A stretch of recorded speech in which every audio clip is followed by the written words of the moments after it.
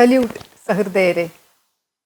2012 ജനുവരി മുതൽ ആ വർഷം സെപ്റ്റംബർ വരെ ഞാൻ ADGP ആംഡ് പോലീസ് ബറ്റാലിയനായിരുന്നു. അതോടൊപ്പം ട്രെയിനിങ്ങിൻ്റെയും അധിക ചുമതലയുണ്ടായിരുന്നു. മൂന്നാമതായി എനിക്കുണ്ടായിരുന്ന അധിക ചുമതലയായിരുന്നു road safety management and traffic. നമുക്കെല്ലാവർക്കും അറിയാം ട്രാഫിക് എന്താണ് എന്നുള്ളത്, അതായത് റോഡ് ഗതാഗതം. പോലീസും റോഡ് ഗതാഗതവും തമ്മിൽ വളരെയധികം ബന്ധമുണ്ട്. റോഡ് ഗതാഗതവുമായി ബന്ധപ്പെട്ടുള്ള കുറ്റകൃത്യങ്ങളെല്ലാം അന്വേഷിക്കുന്നതും അത് കോടതിയിൽ കൊണ്ടുവരേണ്ടതുമൊക്കെ പോലീസിൻ്റെ പ്രാഥമിക ചുമതലയാണ്. ഇന്ത്യൻ പീനൽ കോഡ് അനുസരിച്ചിട്ടുള്ള കുറച്ച് സെക്ഷൻസാണ് റോഡ് ഗതാഗതവുമായി ബന്ധപ്പെട്ട കുറ്റകൃത്യങ്ങൾ വിവരിക്കുന്നത്. 279 റാഷ് ആൻഡ് നെഗ്ലിജൻറ്റ് ഡ്രൈവിംഗ് ആണ്. ജാഗ്രത കുറവോടുകൂടിയും അപകടം ഉണ്ടാക്കുന്ന രീതിയിലുമുള്ള വാഹനം കൈകാര്യം ചെയ്യുന്നതുമായി ബന്ധപ്പെട്ട ഒരു വകുപ്പാണ്. അതിനുള്ള പിഴ 6 മാസം ശിക്ഷയും 500 രൂപ വരെ ഫൈനുമാണ്. ഇപ്പം 336, 337, 338 എന്നീ 3 വകുപ്പുകളും കൂടെ IPC-യിലുണ്ട്. 336 അശ്രദ്ധയോടുകൂടി അലക്ഷ്യമായും വാഹനം ഉപയോഗിക്കുമ്പോൾ മറ്റുള്ളവർക്ക് അപകടം ഉണ്ടാകുന്ന രീതി വരികയാണെങ്കിൽ അതിന് ഒരു ശിക്ഷയുണ്ട്. ആർക്കെങ്കിലും പരിക്ക് പറ്റുകയാണെങ്കിൽ 337 IPC വെച്ചിട്ട് ശിക്ഷ കിട്ടാം. അത് 6 മാസം വരെ ശിക്ഷയും 1000 രൂപ വരെ ഫൈനുമുണ്ട്. 338 സീരിയസ് ആയിട്ടുള്ള ഇഞ്ചുറി വന്നു കഴിഞ്ഞാൽ, കൈയും കാലും ഒടിയുകയും ഒക്കെ ചെയ്തു കഴിഞ്ഞാൽ അതനുസരിച്ചിട്ടുള്ള ശിക്ഷ 1 വർഷം വരെയുള്ള തടവ് ശിക്ഷയും 1000 രൂപ ഫൈനുമാണ്. ഇതോടൊപ്പം തന്നെ 304A എന്നൊരു വകുപ്പും IPC-യിലുണ്ട്. അലക്ഷ്യതയോടുകൂടി അശ്രദ്ധമായി വാഹനം കൈകാര്യം ചെയ്താൽ അതിൽ നിന്ന് ഒരാൾക്ക് മരണം സംഭവിച്ചിട്ടുണ്ടെങ്കിൽ 304A ആയിട്ടാണ് കണക്കാക്കുക. ഈ വകുപ്പ് പ്രകാരം 3 വർഷത്തെ തടവ് ശിക്ഷയാണ് പരമാവധി ലഭിക്കാവുന്നത്. 5000 രൂപ ഫൈനും അടയ്ക്കണം. ഇത്രയുമാണ് IPC വാഹന ഗതാഗതവുമായിട്ട് ബന്ധപ്പെട്ട ഒഫൻസ്. 1988 വരെ അതങ്ങനെ തുടർന്നു. അതിനുശേഷമാണ് മോട്ടോർ വാഹന നിയമം വരുന്നത്.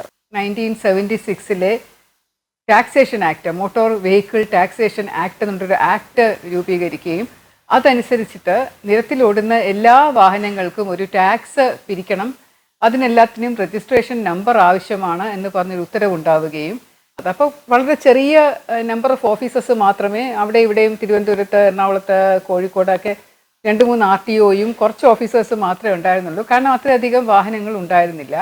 അതിന് മുമ്പും വാഹനങ്ങൾ ഉണ്ടായിരുന്നു, അതിന് രജിസ്ട്രേഷൻ നമ്പർ കൊടുക്കുകയായിരുന്നു. അത് ചെയ്തിരുന്നത് ടാക്സ് ഡിപ്പാർട്ട്മെൻറ്റാണ്. ആ സമയത്ത് വാഹനങ്ങളൊക്കെ ഒരു നമ്പർ കൊടുത്തിട്ടുണ്ടെങ്കിലും വളരെ തുച്ഛമായ ടാക്സ് ആണ് ഈടാക്കിയിരുന്നത്.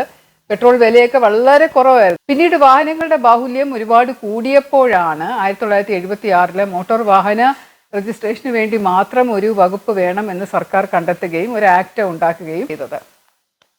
1986 ആദ്യമായി ഒരു വാഹനങ്ങളെ സംബന്ധിച്ചുള്ള ഒഫൻസസ് പറയണം, ഇങ്ങനെ ഔട്ട്ലൈൻ ചെയ്യണം, എന്തൊക്കെയാണ് വാഹന ഗതാഗതവുമായിട്ടുള്ള നിയമങ്ങൾ, എന്തൊക്കെയാണ് അതിൻ്റെ ഒഫൻസസ്, ആരാണ് അതിൻ്റെ കൺട്രോളിങ് ഏജൻസി, എങ്ങനെയൊക്കെ അതിന് പിഴ നിശ്ചയിക്കാം, എങ്ങനെയൊക്കെ അവബോധം സൃഷ്ടിക്കാം എന്നൊക്കെയുള്ള ഒരു ചർച്ച വന്നപ്പോൾ കേന്ദ്രത്തിൽ ഒരു മോട്ടോർ വെഹിക്കിൾ ആക്ട് 1988 പുറത്തിറങ്ങുകയും ചെയ്തു. അതനുസരിച്ച് മോട്ടോർ വാഹന വകുപ്പിലുള്ള ഉദ്യോഗസ്ഥർക്ക് വാഹന ഗതാഗതം നിയന്ത്രിക്കുന്നതിനും ചട്ടങ്ങളും നിയമങ്ങളും ഒക്കെ ഉണ്ടാക്കിയെടുക്കുന്നതിലും എന്താണ് സ്പീഡ് ലിമിറ്റ്, എന്തൊക്കെ രീതിയിലുള്ള മര്യാദ റോഡിൽ പാലിക്കണം, ഏതൊക്കെയാണ് നിയമങ്ങൾ അനുശാസിക്കേണ്ടത്, അതനുസരിച്ചില്ലെങ്കിൽ എന്തൊക്കെയാണ് പിഴ, എങ്ങനെയത് ഈടാക്കാം എന്ന് പറയുന്നതിനെ പറ്റി ബൃഹത്തായ ഒരു വലിയ നിയമമാണ് 1988 motor vehicle act. 2019 motor vehicles ആക്ടിൻ്റെ ഫൈനുകളും അതിൻ്റെ പിഴകളും ഒക്കെ പുതുക്കി നിശ്ചയിച്ചത്.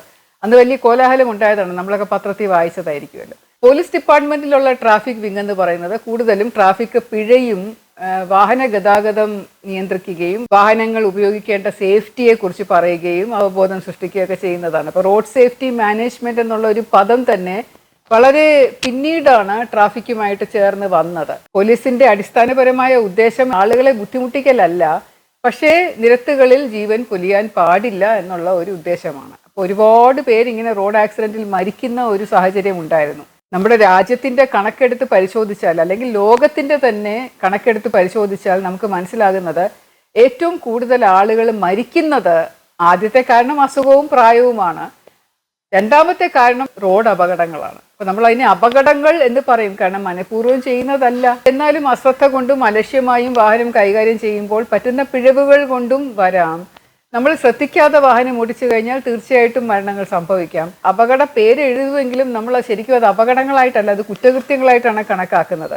കേസെടുത്ത് അന്വേഷിച്ച് അത് ചാർജ് ഷീറ്റ് ചെയ്ത് കുറ്റക്കാരെ ശിക്ഷിപ്പിക്കുക എന്നുള്ളതാണ് പോലീസിന്റെ ദൗത്യം. അതിനു വേണ്ടിയിട്ടാണ് IPC-യിൽ ഈ നേരത്തെ പറഞ്ഞ സെക്ഷൻസ് അതിനകത്തുള്ളത്. കേരള പോലീസ് ആക്ടിനകത്ത് വാഹന ഗതാഗതത്തിനെ കുറിച്ച് അതിന് ഉള്ള പിഴകളെ കുറിച്ചും ഒക്കെ പറയുന്നുണ്ട്.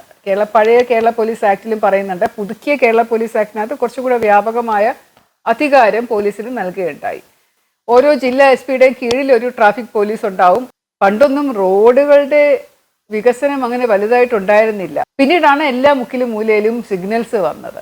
സിഗ്നൽസ് വന്നു കഴിഞ്ഞപ്പോൾ റോഡ് ഗതാഗതം ഒരു വിധത്തിൽ അല്ലെങ്കിൽ കൺട്രോൾഡ് ആയി എന്ന് പറയാമെങ്കിലും കുറച്ചുകൂടെ കൂടുതൽ പ്രശ്നമായിട്ടാണ് ഇപ്പോഴും നമുക്ക് തോന്നുക. പോലീസുകാരൻ ഒറ്റയ്ക്ക് നിന്നുകൊണ്ട് വളരെ കാര്യക്ഷമതയോടുകൂടി പ്രാപ്തിയോടുകൂടി ചെയ്തുകൊണ്ടിരുന്ന കാര്യം സിഗ്നൽ വന്നപ്പോൾ കുറച്ചും കൂടെ ഒരു പ്രശ്നമായി, അങ്ങോട്ടും ഇങ്ങോട്ടും ബഹളമായി എന്നൊക്കെ പലരും പറയുന്നത് ഞാൻ കേട്ടിട്ടുണ്ട്. പ്രത്യേകിച്ചും പഴയ കാലത്തൊക്കെ ജീവിച്ചിരുന്ന ആൾക്കാർ. വളരെ അധികം വാഹനങ്ങൾ നിരത്തുകളിൽ കൂടി എന്ന് നമുക്ക് സമ്മതിക്കാതിരിക്കാൻ നിർവാഹമില്ല. ഇപ്പം പലതരത്തിലുള്ള വാഹനങ്ങളാണ്. പഴയ കാളവണ്ടിയും കുതിരവണ്ടിയും ഒന്നും ഇപ്പം ഇല്ലെങ്കിൽ പോലും വിവിധ രീതിയിലുള്ള വാഹനങ്ങൾ നിരത്തിൽ ഇറങ്ങിയിരിക്കുന്നത് കൊണ്ട് വാഹന ഗതാഗതം വളരെയധികം, പ്രത്യേകിച്ചും സ്കൂൾ സമയത്ത്, ഓഫീസ് സമയത്ത് വളരെയധികം വാഹനം ഗതാഗതമുണ്ട്. നമ്മൾ പുറം രാജ്യങ്ങളിൽ കാണുന്നത് പോലെ ഒരു മര്യാദയോട് കൂടിയല്ല വാഹനം ഉപയോഗിക്കുന്നത്. ആരെങ്കിലും രണ്ട് സ്ത്രീകൾ ക്രോസ് ചെയ്യാൻ ഒരു റോഡിന്റെ വശത്ത് നിന്ന് കഴിഞ്ഞാൽ ആരും വണ്ടി നിർത്തി കൊടുക്കൂല. വാഹനത്തിൽ കയറി ഒരു ഡ്രൈവിംഗ് സീറ്റിന്റെ പുറകിൽ ഇരുന്ന് കഴിഞ്ഞാൽ എനിക്ക് എത്രയും പെട്ടെന്ന് 5 മിനിറ്റ് മുമ്പെങ്കിൽ 5 മിനിറ്റ് മുമ്പ് എനിക്ക് എൻ്റെ ലക്ഷ്യസ്ഥാനത്ത് എത്തണം എന്നുള്ളൊരു വെപ്രാളത്തോടു കൂടിയാണ് ഓടിക്കുന്നത് എന്ന് തോന്നും കണ്ടാൽ. വലിയ വേഗത്തിൽ വാഹനം ഓടിച്ചുകൊണ്ട് പോകാൻ പലർക്കും ഒരു ഹരമാണ്. പ്രത്യേകിച്ചും ഒഴിഞ്ഞു കിടക്കുന്ന സ്ഥലങ്ങളൊക്കെ ആണെങ്കിൽ, നല്ല NH-ലൊക്കെ ആണെങ്കിൽ നല്ല സ്പീഡിൽ വാഹനം ഓടിച്ചുകൊണ്ട് പോവും. പെട്ടെന്ന് ബ്രേക്ക് ചവിട്ടുമ്പം കയ്യിൽ നിൽക്കില്ല, കൺട്രോൾ കിട്ടാതെ തെന്നി മറിഞ്ഞും ഒക്കെ പോകും. ഞാൻ ആദ്യമായിട്ട് കാർ ഓടിക്കാൻ പഠിക്കുന്ന നേരം എൻ്റെ ഒരു സാറ് എന്നോട് പറഞ്ഞത് എനിക്ക് ഓർമ്മയുണ്ട്. എപ്പോഴും വാഹനം ഓടിക്കുമ്പോൾ പതുക്കെ ഓടിക്കുക, നമ്മുടെ കൺട്രോളിൽ വണ്ടി നിൽക്കും. ഓവർ സ്പീഡ് ആയി കഴിഞ്ഞു കഴിഞ്ഞാൽ നമുക്ക് ചിലപ്പോൾ കൺട്രോൾ ചെയ്യാൻ പറ്റില്ല എന്ന് അദ്ദേഹം പറഞ്ഞത് എനിക്ക് ഓർമ്മയുണ്ട്. ആ സമയത്തൊക്കെ ഞാൻ വാഹനം ഓടിച്ചുകൊണ്ടിരുന്നത് നല്ല സ്പീഡിലായിരുന്നു, ഒരു കൺട്രോളും ഇല്ലായിരുന്നു. പ്രായത്തിൻ്റെ ഒരു ഹരം ഉണ്ടായിരുന്നത് കൊണ്ട് നമുക്ക് കൺട്രോൾ ചെയ്യാൻ പറ്റുന്നതാണെങ്കിൽ കുഴപ്പമില്ല, പക്ഷെ പലപ്പോഴും നമ്മുടെ കൺട്രോളിൽ നിൽക്കില്ല. അത് മറ്റു വാഹനങ്ങളും അതേസമയം നിരത്തിലൂടെ ഓടുന്നുണ്ടല്ലോ. ചിലർക്ക് അതേ സ്പീഡ് കാണും, ചിലർക്ക് ചിലപ്പോൾ പതുക്കെയായിരിക്കും പോകുന്നത്. ചിലപ്പോൾ ചിലർ പെട്ടെന്ന് നിർത്തും, ചവിട്ടി നിർത്തും. ചിലപ്പോൾ ഒരു പട്ടി കുറുകെ ചാടും, ചിലപ്പോൾ ഒരു ആൾ കുറുകെ ചാടും. അങ്ങനെ പല വിധത്തിലുള്ള പ്രശ്നങ്ങൾ റോഡിൽ ഉണ്ടാവാറുണ്ട്. അപ്പോൾ അതൊക്കെ കൊണ്ട് ട്രാഫിക് പോലീസിന് വളരെയധികം പ്രസക്തിയാണ് കേരളത്തിലുള്ളത്. ഇപ്പോൾ ട്രാഫിക് വിങ് എന്ന് പറയുന്നത് വലുതായിട്ട് മാറി. ട്രാഫിക് പോലീസിന്റെ തന്നെ വെഹിക്കിൾസ് ഉണ്ട്, ട്രാഫിക് കൺട്രോൾ റൂംസ് ഉണ്ട്. ട്രാഫിക് അവയർനെസ്സിന് വേണ്ടിയിട്ട് വളരെയധികം കാര്യങ്ങൾ, പ്രോഗ്രാംസും വളരെയധികം നാടകങ്ങളും പപ്പു സീബ്ര പോലെയുള്ള കാര്യങ്ങളും ഒക്കെ ഇറങ്ങിയിരുന്ന സമയമായിരുന്നു ഞാൻ റോഡ് സേഫ്റ്റി മാനേജ്മെന്റിന്റെ ചുമതല ഏറ്റെടുക്കുന്ന സമയം. സ്റ്റുഡൻറ് പോലീസ് കേഡറ്റുകളിലൂടെയും സ്കൂൾ കുട്ടികളിലൂടെയും ഒക്കെ ട്രാഫിക് അവബോധം നമ്മൾ നിരന്തരം സൃഷ്ടിക്കാനായിട്ട് ശ്രമിച്ചുകൊണ്ടിരുന്ന ഒരു സമയവുമായിരുന്നു അത്. ഹൈവേ പോലീസുകൾ, city and state traffic control റൂമുകൾ, എല്ലാ ജില്ലകളിലും ഹൈവേക്ക് വേണ്ടി പെട്രോളിങ്, അതുപോലെ ട്രാഫിക് പെട്രോളിംഗ് വാഹനങ്ങൾ, ട്രാഫിക് പോലീസുകാർ 2 സോണായിട്ട് തിരിച്ചിട്ട് AC traffic south, AC traffic north എന്ന് പറയുന്ന 2 സീനിയർ ഓഫീസർമാരെ, DYSP റാങ്കിലുള്ള ഓഫീസർമാരെ നിയമിക്കുകയും അതിൻ്റെ കീഴിൽ വളരെയധികം ട്രാഫിക് മാനേജ്മെൻറ്റിന് വേണ്ടി വളരെയധികം ഓഫീസേഴ്സിനെ വിന്യസിക്കുകയും ഒക്കെ ചെയ്തിരുന്ന ഒരു സമയമായിരുന്നു അത്. പക്ഷെ നമ്മൾ എന്തൊക്കെ ചെയ്തിട്ടും ട്രാഫിക് ആക്സിഡൻസ് അതിൻ്റെ എണ്ണം കുറയുന്നില്ല. ഒരു വർഷം ഉണ്ടാകുന്ന കേസുകൾ മുഴുവനും നമ്പർ എടുത്ത്, സ്റ്റാറ്റിസ്റ്റിക്സ് എടുത്ത് പരിശോധിച്ച് എന്തുകൊണ്ടുണ്ടാവുന്നു, കുറയുന്നുണ്ടോ, കൂടുന്നുണ്ടോ, ട്രെൻഡ് എന്താണ്, എങ്ങനെ അത് കുറയ്ക്കാൻ പറ്റും എന്നൊക്കെയുള്ളൊരു സ്റ്റഡി, റിസർച്ചൊക്കെ നടത്തി പോകണം എന്നുള്ളതാണ് പറയുന്നത്. റോഡ് അപകടങ്ങൾ അല്ലെങ്കിൽ റോഡിൽ നടക്കുന്ന കേസുകളുടെ എണ്ണം ദിനം പ്രതി കൂടിക്കൊണ്ടിരിക്കുകയാണ്. എല്ലാ മാസവും കൂടിക്കൊണ്ടിരിക്കുന്നു. ചില മാസങ്ങളിൽ ചിലപ്പോൾ കുറവുകൾ വരാം. പ്രത്യേകിച്ചും ഏപ്രിൽ മാസം പകുതിയോടുകൂടി മെയ്യിലൊക്കെ ആകുമ്പോഴേക്കും റോഡ് അപകടങ്ങൾ നല്ലപോലെ കുറയും. പിന്നീട് ചില ഉത്സവങ്ങൾ വരുമ്പോഴും ഒക്കെ റോഡ് അപകടങ്ങൾ നല്ലപോലെ കൂടും. അപ്പോൾ വാഹനങ്ങൾ ഇങ്ങനെ കൂടി വരുന്നു. റോഡുകളുടെ സിറ്റുവേഷൻ ഒരേപോലെ ഇരിക്കുന്നു, ഒരു നവീകരണവും നടക്കുന്നില്ല, അതേ വീതി തന്നെയാണ്. നല്ലപോലെ തിരക്ക് റോഡുകളിൽ വരുന്നുണ്ട്. വളരെയധികം അപകടങ്ങൾ വന്ന ആളുകൾ ഇങ്ങനെ മരിച്ചുകൊണ്ടിരിക്കുന്നു. ഈ ഒരു സാഹചര്യത്തിന് മാറ്റം വരുത്താനായി എന്ത് ചെയ്യാനാകും എന്ന് കുറേ അധികം പരിശോധിച്ചു, പഠിച്ചു, എല്ലാം ചെയ്തു.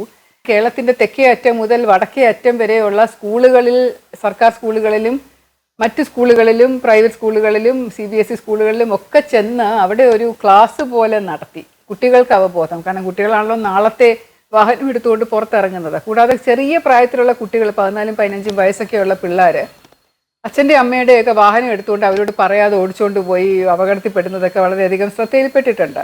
അപ്പോൾ അതുകൊണ്ട് അച്ഛനമ്മമാർക്ക് പോലും ഒരു അവബോധം കൊടുക്കാൻ കുട്ടികളെ കൊണ്ട് പറ്റും. ഹെൽമെറ്റ് വെച്ചുകൊണ്ട് പോകാത്ത അച്ഛനോട് അച്ഛൻ ഹെൽമെറ്റ് വെച്ചുകൂടെ എന്ന് വേണമെങ്കിൽ കുട്ടികൾക്ക് ചോദിക്കാം. അപ്പോൾ അങ്ങനെയൊക്കെയുള്ള ക്ലാസ്സുകൾ ഞങ്ങൾ ഒരു സിലബസ് പോലെ പ്രിപ്പയർ ചെയ്ത് ഞാനും മറ്റു ഉദ്യോഗസ്ഥരും ഒക്കെ കൂടെ പോയി പല സ്കൂളുകളിലും മിക്കവാറും എല്ലാ സ്കൂളും കവർ ചെയ്യുന്നത് പോലെ ഈ ക്ലാസ്സുകൾ എടുക്കുകയും രാവിലെ അസംബ്ലിക്ക് ശേഷം ഒരു പ്രതിജ്ഞ ഞങ്ങൾ മോട്ടോർ വാഹന നിയമം അനുസരിക്കുമെന്ന് പറയുന്ന ഒരു പ്രതിജ്ഞ പോലെ എടുപ്പിക്കുകയൊക്കെ ചെയ്തത് എനിക്ക് നല്ല ഓർമ്മയുണ്ട്. അത് പലയിടത്തും വളരെ നല്ല അഭിപ്രായമായിരുന്നു ഉണ്ടാക്കിയിരുന്നത്. MC റോഡ് ആ സമയത്ത് വളരെ നല്ല രീതിയിൽ KTDP ഒക്കെ ആയിട്ട് ചേർന്ന് നല്ലപോലെ നവീകരിച്ച് വലിയ വീതിയിൽ നല്ല മിനുസമായിട്ടുള്ള ഒരു റോഡാക്കിയിട്ട് അവിടെ അപകടങ്ങൾ കൂടുന്നു എന്ന് കണ്ടപ്പോൾ പോലീസുകാരെ കൂടുതലായിട്ട് വിന്യസിക്കാൻ എന്ന് പറയുന്നത് ആൾക്കാരെയൊക്കെ പറഞ്ഞുകൊണ്ടിരിക്കും. അപകടം കൂടി നിൽക്കുന്ന സ്ഥലങ്ങളിൽ വലുതായിട്ട് ഇത് അപകട മേഖല എന്ന് പറഞ്ഞ് നോട്ടീസ് ബോർഡ് വെക്കുകയും റോഡുകളിലുള്ള ചില അഡ്വർടൈസ്മെന്റ് ബോർഡ് കാരണം ആളുകളുടെ ശ്രദ്ധ പോകുന്നതായിട്ട് ചിലപ്പോൾ ഞങ്ങൾക്ക് മനസ്സിലാക്കാറുണ്ട്. അത് വളരെ അട്രാക്റ്റീവ് ആയിട്ടുള്ള സ്ത്രീകളുടെ ശരീരം കാണിച്ചുകൊണ്ടാണ് പലതും കച്ചവടം ചെയ്യുന്നത്. വലിയ വലിയ ടെക്സ്റ്റൈൽ ഷോപ്പുകളെല്ലാം ബ്ലൗസ് ഇടാതെ സാരി മാത്രം ഉടുത്ത് നിൽക്കുന്ന സ്ത്രീയുടെ പുറകുവശം കാണിക്കും. അപ്പോൾ ഇങ്ങനെ അർത്ഥനഗ്നയായിട്ട് നിൽക്കുന്ന ഒരു സ്ത്രീയുടെ പുറകുവശം വലിയ ഹോർഡിംഗ് ആയിട്ട് റോഡിൻ്റെ വശത്ത് സ്ഥാപിച്ചു കഴിഞ്ഞാൽ കാർ ഓടിക്കുന്ന ആരാണെങ്കിലും ഒന്ന് നോക്കിപ്പോകും. ആ സമയത്തായിരിക്കും എന്തെങ്കിലും കയറി കുറുകെ ചാടുന്നത്. അപ്പോൾ അങ്ങനെയുള്ള ബോർഡുകൾ മാറ്റാനായിട്ട് ഞാൻ ഒരുപാട് കഷ്ടപ്പെട്ടു. നമ്മുടെ ചില പോലീസ് വാഹനങ്ങളിൽ അല്ലെങ്കിൽ ട്രാഫിക് വാഹനങ്ങളിൽ നമ്മൾ സ്പീഡ് റഡാറുകൾ, സ്പീഡ് ഡിറ്റക്ഷൻ ക്യാമറകളൊക്കെ ഘടിപ്പിക്കാറുണ്ട്. അത് വാഹനങ്ങൾ നമുക്ക് കൊണ്ടുപോയി എവിടെയും പാർക്ക് ചെയ്തിട്ട് ആ ക്യാമറ ഓപ്പറേറ്റ് ചെയ്ത് കഴിഞ്ഞാൽ ആ ക്യാമറയുടെ മുന്നിലൂടെ പാസ് ചെയ്യുന്ന വാഹനങ്ങൾക്ക് സ്പീഡ് ലിമിറ്റ് ലംഘിച്ചാൽ, ഇപ്പോൾ MC റോഡിൽ 70 കിലോമീറ്ററാണ് മാക്സിമം സ്പീഡെങ്കിൽ അത് 72, 75, 79 കിലോമീറ്ററിലൊക്കെ പോയി കഴിഞ്ഞാൽ അതൊരു പടം എടുക്കും, ക്ലിക്ക് ചെയ്യും. നമുക്കത് ഡിറ്റക്ട് ചെയ്യാനും അത് അടുത്ത കവലയിൽ വെച്ച് പിടിക്കാനും അപ്പം തന്നെ കോമ്പൗണ്ട് ചെയ്യിക്കാനും സാധിക്കും.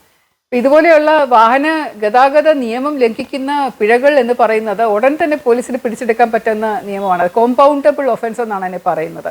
തീർപ്പാക്കൽ അപ്പം തന്നെ തീർപ്പാക്കാൻ പറ്റും. അത് കോടതിയിലൊന്നും പോകേണ്ട കാര്യമില്ല. പണ്ടൊക്കെ ഒരു മൊബൈൽ കോർട്ട് സംവിധാനം ഉണ്ടായിരുന്നു. അതായത് ഒരു കോർട്ട് പോലെ ഒരു ജഡ്ജി വന്ന്, ഒരു മജിസ്ട്രേറ്റ് വന്ന് കോടതിയുടെ ഒരു വാനിനകത്തിരിക്കും. നമ്മൾ ഇതുപോലെ പെറ്റി കേസ് പിടിച്ച ജഡ്ജിയുടെ മുമ്പിൽ വെച്ചിട്ടായിരിക്കും അത് പിഴ ഈടാക്കുന്നത്. പക്ഷെ പിന്നീട് ഒരു ഗവൺമെൻറ് ഓർഡർ വന്നു, ഇതുപോലെ ജഡ്ജിമാരെ സ്പെയർ ചെയ്യാനില്ല, മജിസ്ട്രേറ്റുമാരെ ഒരുപാട് പേര് അങ്ങനെ ഇല്ല മൊബൈൽ കോടതികളിൽ പോകാനായിട്ട്. അതുകൊണ്ട് പോലീസിന് ആ ഒരു അധികാരം കൊടുത്തുകൊണ്ടുള്ള ഒരു ഓർഡർ വന്നതിന് ശേഷം പോലീസാണ് ഇത് കോമ്പൗണ്ട് ചെയ്തുകൊണ്ടിരുന്നത്. സംസ്ഥാന ഗവൺമെൻറ് നിശ്ചയിച്ചിട്ടുള്ള ഒരു പിഴ അനുസരിച്ച് ഓവർ സ്പീഡിന് ഇത്ര പിഴ, ഹെൽമെറ്റ് ധരിച്ചില്ലെങ്കിൽ ഇത്ര പിഴ, സീറ്റ് ബെൽറ്റ് ഇട്ടില്ലെങ്കിൽ ഇത്ര പിഴ, ഓവർ ലോഡിന് ഇത്ര പിഴ എന്നുള്ള പിഴയുടെ കണക്കുണ്ടല്ലോ. അതനുസരിച്ച് പോലീസ് നിന്ന് അപ്പം തന്നെ പിടിച്ചെടുക്കാറുണ്ട്. അഥവാ കയ്യിൽ ആ പൈസ ഇല്ലാന്നുണ്ടെങ്കിൽ പിന്നീട് വന്ന് അടച്ചാൽ മതി എന്ന് പറഞ്ഞൊരു ചെല്ലാൻ ഒരു നോട്ടീസ് എഴുതി കൊടുക്കും.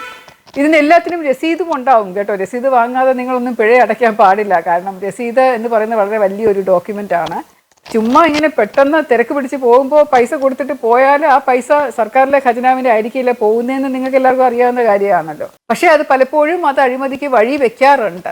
ട്രാഫിക് എൻഫോഴ്സ്മെന്റ് ക്യാമറകളും സ്പീഡ് റഡാഴ്സും ഓവർ സ്പീഡ് ചെക്കിംഗ് ക്യാമറാസും ഒക്കെ വെച്ചുകൊണ്ട് ഇങ്ങനെ ട്രാഫിക് പോലീസ് ഇങ്ങനെ വളവിൽ തിരിവിൽ ഇങ്ങനെ മറവിലൊക്കെ നിന്നിട്ട് വണ്ടികൾ വരുമ്പോൾ തടഞ്ഞു നിർത്തുക. അതുപോലെ ബാറിൻ്റെ അടുത്തായിട്ട് നിർത്തും. അപ്പോൾ ഈ ഊതാനായിട്ട് ഡ്രങ്ക് ആൻഡ് ഡ്രൈവിംഗ് ഉണ്ടോ എന്ന് നോക്കാനായിട്ട് ഈ ബ്രെത്ത് അനലൈസർ എന്ന് പറയുന്ന യന്ത്രം വെച്ചിട്ട് ചില സമയങ്ങളിൽ രാത്രി ഒരു 7 മണി തൊട്ട് 11-12 മണി വരെയൊക്കെ ബാറിൻ്റെ ഒരു വശത്ത് നിന്നുകൊണ്ട് അവിടെ നിന്ന് പോകുന്ന ആൾക്കാരെയൊക്കെ ഡ്രൈവേഴ്സിനെയൊക്കെ ഊതിപ്പിക്കും. അപ്പോൾ അങ്ങനെയൊക്കെ പിഴ ഈടാക്കാറുണ്ട്. രസകരമായ ഒരു വസ്തുത ഇതാണ്, സർക്കാരിന് ഈ പിഴകൾ ആവശ്യമാണ്. അവർക്കൊരു നല്ല രീതിയിൽ പൈസ കിട്ടുന്ന കാര്യമാണ് പോലീസിൻ്റെ പിഴ ഈടാക്കൽ എന്ന് പറയുന്നത്. അപ്പം പോലീസിന് വേണ്ടി ഏറ്റവും കൂടുതൽ കാശ് ചെലവാക്കുന്ന സർക്കാർ പോലീസ് ഇങ്ങനെ മാസം തോറും കെട്ടിവെക്കുന്ന പൈസ, അല്ലെങ്കിൽ ഒരു വർഷം 8 കോടി രൂപ പിഴ അടച്ചു എന്നൊക്കെ പറയുന്നത് വലിയ സന്തോഷമുള്ള കാര്യമാണ്.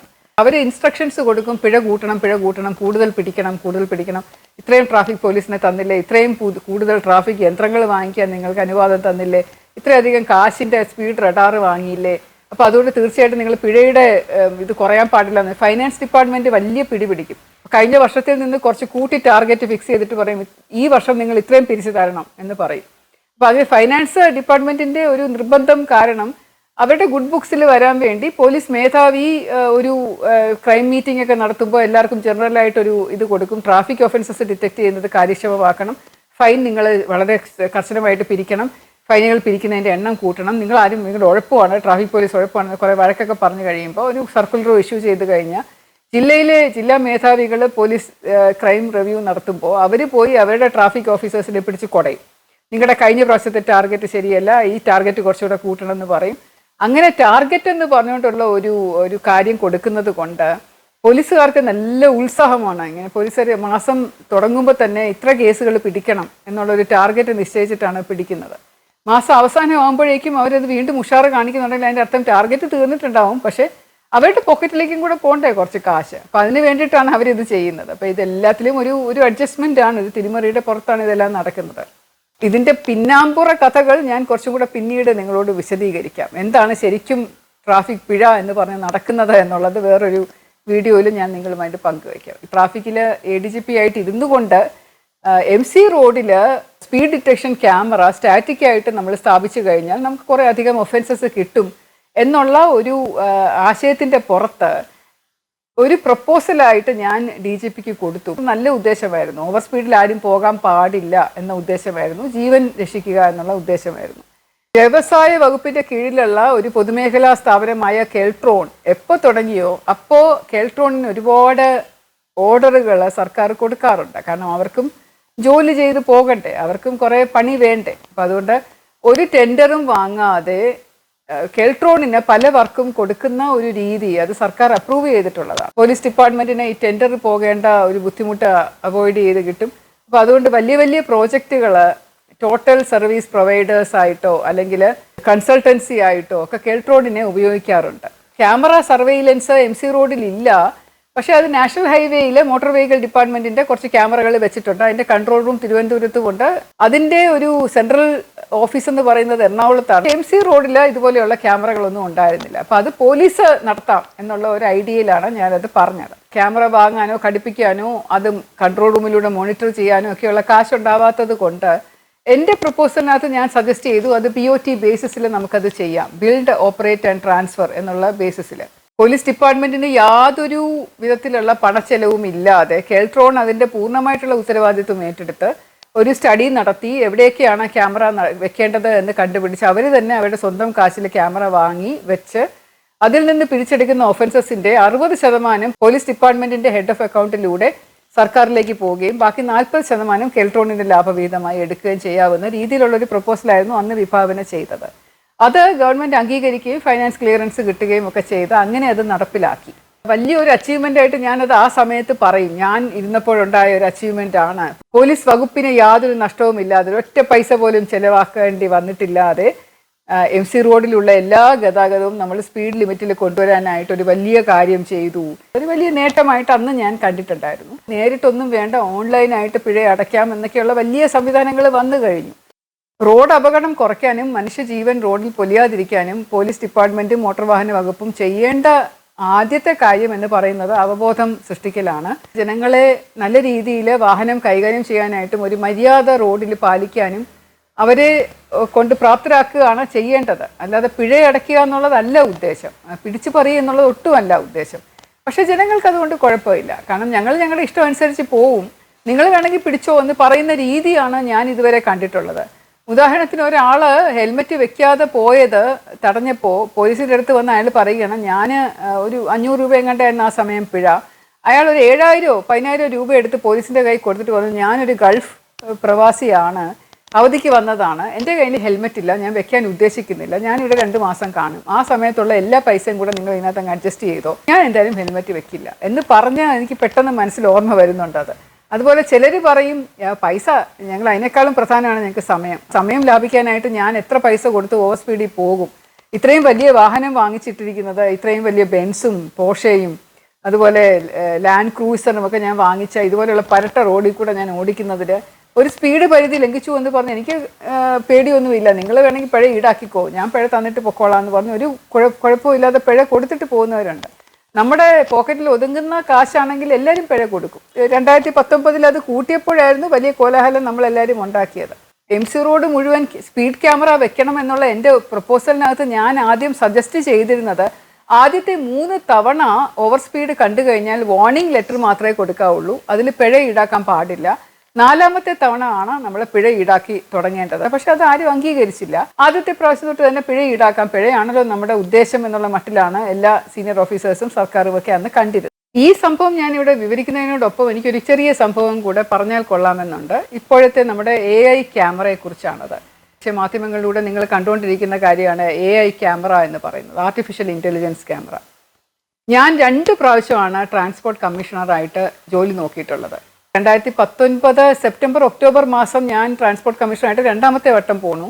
എനിക്ക് ഒട്ടും താല്പര്യമില്ലാതെ പോയതാണ്. അതിന് മുമ്പ് ഒരു വളരെ മോശം പോസ്റ്റ് ആയതുകൊണ്ട് പോട്ടെ സാരമില്ല, ഇതിലെങ്കിലും പോകാമെന്ന് വിചാരിച്ച് അങ്ങനെ പോയതാണ്. സാധാരണ ട്രാൻസ്പോർട്ട് കമ്മീഷണർ പോസ്റ്റ് ADGP പോസ്റ്റാണ്.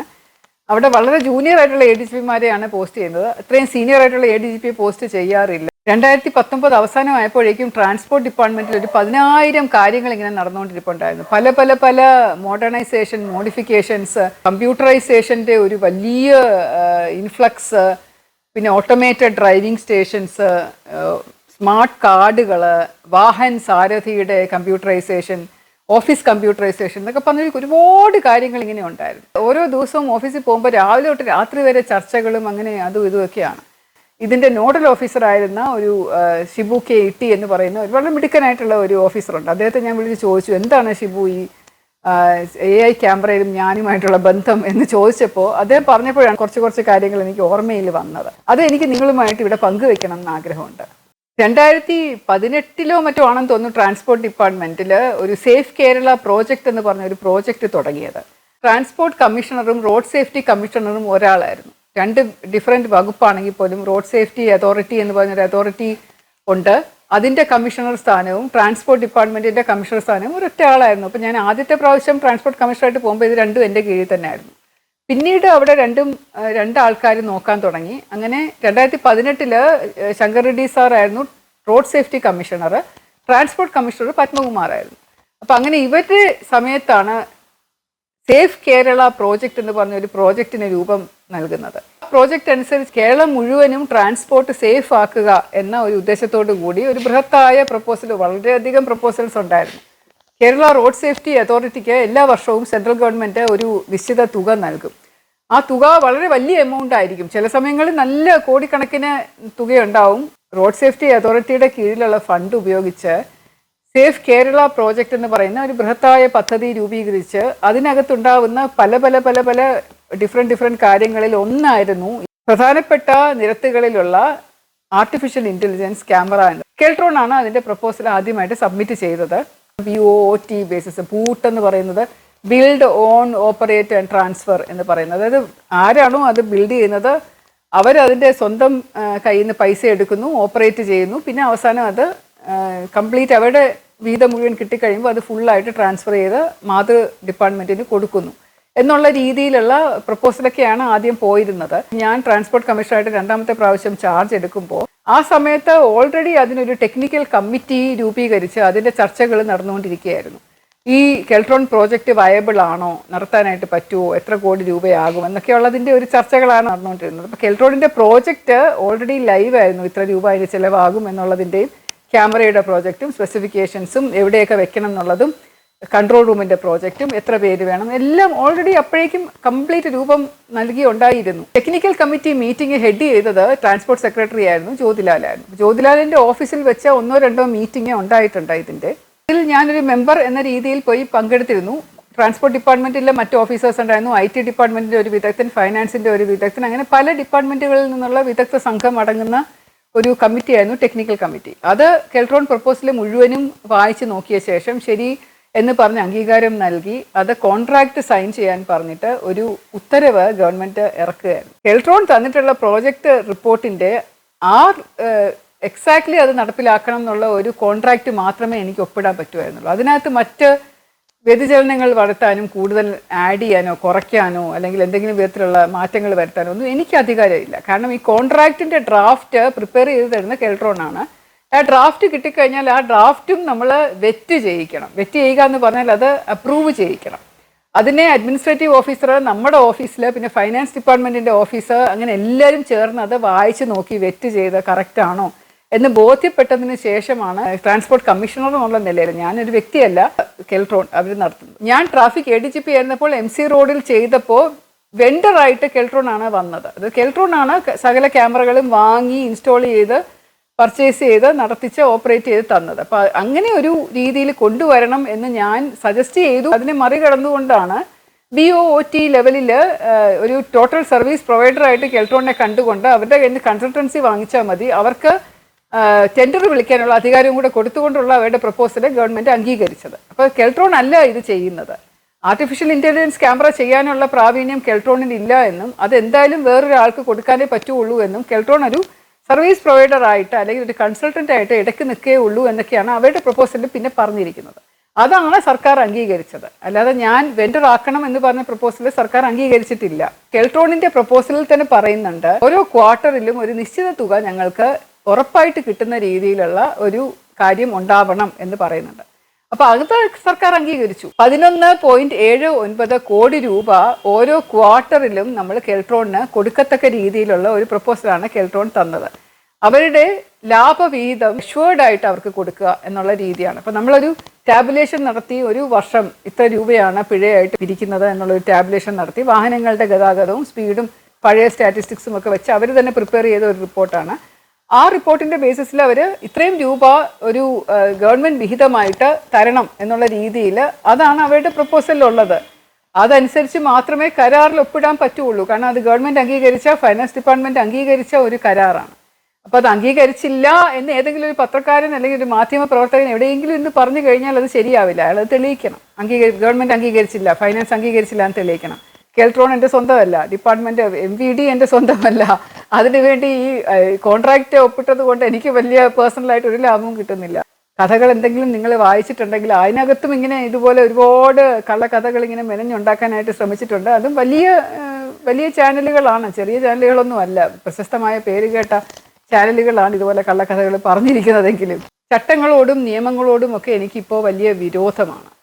എല്ലാ നിയമങ്ങളും എല്ലാ ചട്ടങ്ങളും എല്ലാ പിഴകളും എല്ലാ ടാക്സുകളും ഒക്കെ ഉണ്ടാക്കിയിരിക്കുന്നത് ജനങ്ങളുടെ മേലിൽ ഒരു അധികാരം സ്ഥാപിക്കാൻ വേണ്ടിയിട്ടാണ് എന്നതിന് യാതൊരു തർക്കവുമില്ല. ജനങ്ങളുടെ മുകളിൽ സർക്കാരിനുണ്ട് ഒരു കൺട്രോൾ, ഒരു അധികാരം. അതാണ് ഈ ടാക്സേഷൻ എന്ന് പറയുന്നത് തന്നെ. ടാക്സിങ് എന്ന് പറയുന്ന ഇംഗ്ലീഷ് വാക്ക് അത് ലാറ്റിൻ ടാക്സിയർ എന്ന് പറയുന്ന വാക്കിൽ നിന്ന് വന്നതാണ്. പക്ഷെ അത് അർത്ഥം തന്നെ കാണിക്കുന്നത് ഒരു പണിഷ്മെൻ്റ് ആണ്. അതായത് ടാക്സിങ് വർക്കാണ്. അതൊരു വലിയ നമ്മൾ ഉപയോഗിക്കാറുണ്ട് ഇംഗ്ലീഷ് പദത്തിൽ. അത് it was A taxing work എന്ന് പറഞ്ഞു കഴിഞ്ഞാൽ അത് വലിയ തളർത്തിയ ഒരു ജോലിയായിരുന്നു എന്നാണ്. നമ്മൾ ചെയ്യുന്ന ജോലിക്ക് ഒരു ടാക്സ് ഇങ്ങനെ പിരിച്ചുകൊണ്ടിരിക്കുകയാണ്. അതൊരു പണിഷ്മെൻ്റ്, ഒരു പെനാലിറ്റി പോലെയാണ്. നമ്മൾ ചെയ്യുന്ന ജോലിക്ക് നമ്മളിങ്ങനെ അങ്ങോട്ട് സർക്കാരിന് ഇങ്ങനെ പിഴ അടച്ചുകൊണ്ടിരിക്കുന്ന പോലെയാണ് ടാക്സിങ് പോലും വരുന്നത്. അതിൻ്റെ മുകളിലാണ് നമ്മുടെ സ്വന്തം വാഹനം നമ്മൾ നിരത്തിലിറക്കുമ്പോൾ നമ്മൾ കൊടുക്കേണ്ടി വരുന്ന പിഴകൾ എന്ന് പറയുന്നത്. അതിലും ഭയങ്കരമായിട്ടുള്ളൊരു കാര്യമാണ്. അപ്പോൾ ഒരു പോലീസ് ഓഫീസർ എന്നുള്ള നിലയിൽ നമ്മൾ യൂണിഫോം ഇട്ട് ജോലി ചെയ്യുമ്പോൾ നിയമം അനുശാസിക്കാനും ചട്ടം അനുശാസിക്കാനും അത് അനുശാസിപ്പിക്കാനും ബാധ്യതയുള്ള ഒരു ജോലിയാണ്. അതിനാണ് സർക്കാർ നമുക്ക് ശമ്പളം തരുന്നതും. അത് പിരിച്ചതാ, അത് ചെയ്തതാ, കൊണ്ടുപോവാ എന്ന് പറയും. അതുകൊണ്ട് അവയർനെസ് ക്രിയേറ്റ് ചെയ്ത് ജനങ്ങളെ കൊണ്ട് പരമാവധി നിയമങ്ങളും ചട്ടങ്ങളും അനുസരിപ്പിക്കുക എന്ന ഉദ്ദേശത്തോടു കൂടി നല്ല രീതിയിലാണ് നമ്മളത് ചെയ്യുന്നത്. അപകടങ്ങൾ കുറയ്ക്കണം, മരണങ്ങൾ കുറയ്ക്കണം എന്നൊക്കെയുള്ള ഒരു കാര്യമാണ് നമ്മുടെ മനസ്സിലപ്പോൾ മുഴച്ചു നിൽക്കുക. പക്ഷേ ജനങ്ങളുടെ കയ്യിൽ ഇങ്ങനെ കൈയിട്ട് വാരുക, പിരിക്കുക, അതിന് വേണ്ടിയിട്ട് ആവരുത് ഈ നിയമങ്ങളൊന്നും, ഈ ചട്ടങ്ങളൊന്നും. ഈ ആർട്ടിഫിഷ്യൽ ഇൻ്റലിജൻസ് ക്യാമറയോ മറ്റ് ക്യാമറകളോ ഒക്കെ വരുന്നത് നിയമലംഘനങ്ങൾ കണ്ടുപിടിക്കുമ്പോഴും അതൊരു പരിഹാര മാർഗം എന്താണ് എന്ന് ആലോചിപ്പിക്കാൻ വേണ്ടിയിട്ടാകണം. അല്ലാതെ ഒരുപാട് രൂപ ആളുകളുടെ കയ്യിൽ നിന്ന് പിഴിഞ്ഞെടുക്കാൻ വേണ്ടിയുള്ളത് ആകരുത് എന്ന് എപ്പോഴും വിശ്വസിക്കുന്ന ഒരു വ്യക്തിയാണ് ഞാൻ. അത് ഞാൻ വീണ്ടും ഇവിടെ അടിവരയിട്ട് പറഞ്ഞുകൊണ്ട് ഞാൻ നിർത്തുകയാണ്. സ്നേഹം, ശ്രീലേഖ.